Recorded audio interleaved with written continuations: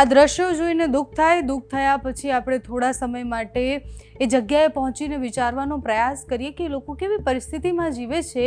નેતાઓ પણ આ વિડીયોઝ જોતા હશે, અમે પણ સતત આવા વિડીયોઝ બતાવ્યા છે। જરવાણીમાં જઈને ગ્રાઉન્ડ રિપોર્ટ પણ બતાવ્યો છે કે કેવી રીતના આ ગામડાઓ સુધી વિકાસના નામે શું પહોંચ્યું છે। પ્રસૂતિની પીડા ઉપડે અને પછી ત્યાં એમ્બ્યુલન્સ ન પહોંચી શકે એવા રસ્તા પણ ન બન્યા હોય, 4-5 કિલોમીટર સુધી એને જોડી કરીને લઈ જવા પડે ને પછી લખવું પડે કે આ છે ગુજરાતનો જોડીદાર વિકાસ। એ આપણને શોભતું નથી ગુજરાતને, જ્યારે આપણે ગુજરાતને વિકસિત ગુજરાત, વિકાસશીલ ગુજરાત કહેતા હોઈએ। આપણે મંચ પરથી એવું કહેતા હોઈએ કે ગામડે ગામડે છેવાડે વિકાસ પહોંચ્યો છે, ત્યારે એ નેતાઓએ મંચ પરથી આ બોલતા પહેલાં આ વિડીયોઝ જોવા જોઈએ અને થોડીક શરમ કરી લેવી જોઈએ।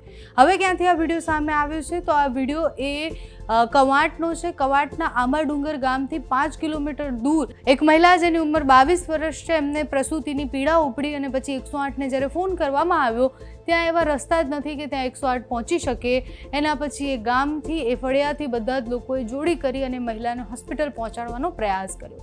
તમે વિચારો કે એ મહિલા જે એક બાળકને જન્મ આપવાની છે, એ ઓલરેડી પીડામાં છે અને જ્યારે જોડી કરી અને 5 કિલોમીટર ચાલીને કોઈ લઈ જાય છે ત્યારે એ કેટલી પીડામાં હશે ને એના પછી શું થાય। એટલે મોટાભાગે લોકો હોસ્પિટલ નથી જતા। હવે આ બધા જ ગામડાઓ સુધી રસ્તા કેમ નથી પહોંચ્યા, આ બધા જ ગામડાઓ સુધી હોસ્પિટલ્સ કેમ નથી પહોંચ્યા, દવાખાના કેમ નથી પહોંચ્યા, એ બધા જ પ્રશ્નો તો શેષ રહેવાના છે। કારણ કે છોટાઉદેપુર છે, નર્મદાના અમુક વિસ્તારો છે, એ બધા વિસ્તારોમાં બોર્ડ મારી દેવાનું છે કે અહીંયા વિકાસની સીમાઓ હદો પૂરી થાય છે, કારણ કે ત્યાં વિકાસના નામે કંઈ જ નથી પહોંચ્યું।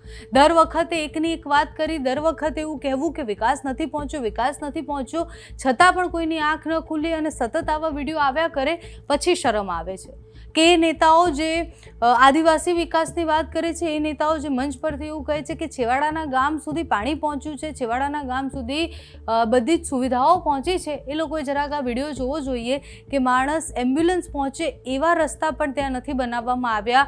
એક મહિલા બાળકને જન્મ આપવાની છે ને 5 કિલોમીટર જ્યારે જોડી કરીને લઈ જવું પડે છે ગામના લોકોએ, અને અનેક કિસ્સાઓ આપણે આની પહેલાં પણ જોયા છે।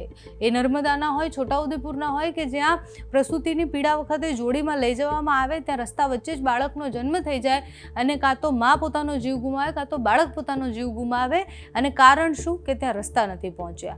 અત્યારે જે વિડીયો સામે આવ્યા છે ત્યાંથી એક વ્યક્તિએ જ્યારે લઈ જાય છે મહિલાને ત્યારે એક વિડીયો બનાવીને સરકારને બહુ જ બધા સવાલો પૂછ્યા છે। એ સવાલો પણ ખૂબ સ્વાભાવિક છે, તો એ વિડીયો પર કરીએ નજર। આંબાડુંગર ગામના માનુકલા ફળિયામાં કોકિલાબેન અરવિંદભાઈ બિલને પીડિતાને માનુકલાથી આંબાડુંગર જવાના રસ્તા હોવાના કારણે માનુકલાથી હાપેશ્વર સુધી 5 કિલોમીટર અમે પ્રસૂતાને જોલીમાં નાખીને લઈ જવા મજબૂર બન્યા છીએ। દેશને આઝાદ થયેલાને 79 વર્ષ થઈ ગયા, પરંતુ આજ સુધી આંબાડુંગરથી માનુકલા સુધી રસ્તો બનાવી આપવામાં આવ્યો નથી। અનેક વાર અમે રજૂઆતો કરી, છતાં પણ તંત્રએ કોઈ ધ્યાન દોર્યું નથી અને રસ્તો બનાવી આપતી નથી। એક બાજુ ડિજિટલ ઇન્ડિયા બનાવી રહ્યા છે અને સ્માર્ટ ઇન્ડિયા વિશ્વગુરુ દેશને બનાવી રહ્યા છે, ત્યારે આ આંબાડુંગરથી માનુકલા સુધી લઈ જવાનો રસ્તો નથી બની શકતો। તમારી પાસે આંબાડુંગરથી માનુકલા ફળિયા સુધી રસ્તો બનાવવાનો બજેટ નથી કે આદિવાસી વિસ્તારને તમે હેરાન કરવા માગો છો। અનેક વાર અમે આંબાડુંગરથી માનુકલા ફળિયા સુધી રસ્તાની રજૂઆતો કરી, છતાં પણ આજે કોઈ રસ્તો બનતો નથી।